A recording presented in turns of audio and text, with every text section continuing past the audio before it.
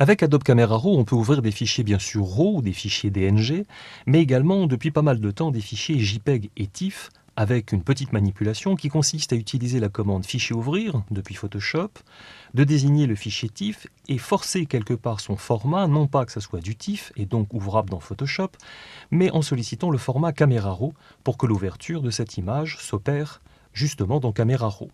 Rien de bien nouveau, vous allez me dire, et vous auriez raison, puisque la nouveauté va se préciser lorsque on va regarder ce fichier TIFF et que ce fichier est doté de transparence.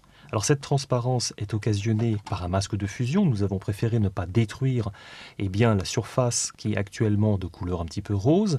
Et la nouveauté va donc s'opérer sur le fait que Camera Raw va pouvoir gérer l'ouverture de fichiers dotés de transparence alors qu'avant il ne pouvait pas. Alors pour cela, il y a deux possibilités.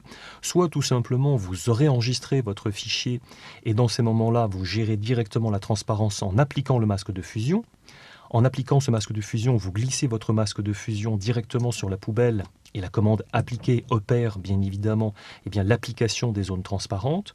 Ou bien alors, vous utilisez la commande du même nom mais qui va se trouver dans masque de fusion appliqué.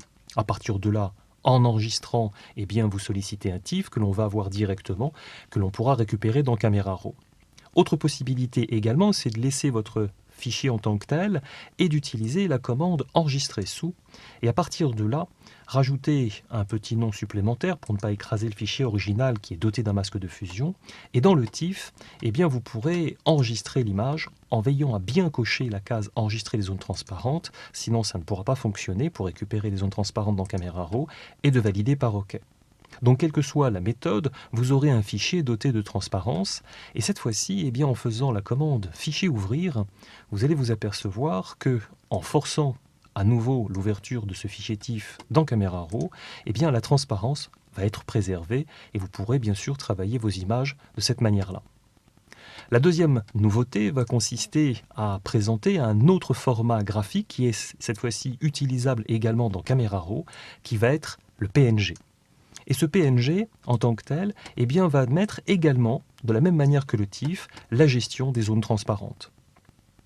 De la même manière. À partir de là, lorsque vous allez l'ouvrir, vous allez pouvoir constater que vous pourrez gérer directement la modification de l'image avec les paramètres de Camera Raw que vous allez ensuite pouvoir appliquer dans l'image alors que celle-ci était au format PNG. Donc ça ouvre bien sûr des champs supplémentaires d'exploitation de Camera Raw. Alors, au niveau de cette transparence, donc c'est nouveau, tant aussi bien que le format PNG. Attention toutefois, il y a quand même quelques réserves. Vous vous souvenez que le fichier CMJN à l'ouverture va être converti en RVB et que les images, que ce soit en PNG ou que ce soit en TIFF, voire en PSD, peut être géré à l'ouverture dans Camera Raw en format ou en mode 8 bits et 16 bits, pas de 32 bits. Voilà donc ce que l'on peut retenir, sachant que le DNG dont nous avions parlé, bien sûr, vous aurez, là où vous avez téléchargé Adobe Camera Raw, la dernière version, la 8 ou la 8.1, vous pourrez récupérer également le DNG converteur de la même version.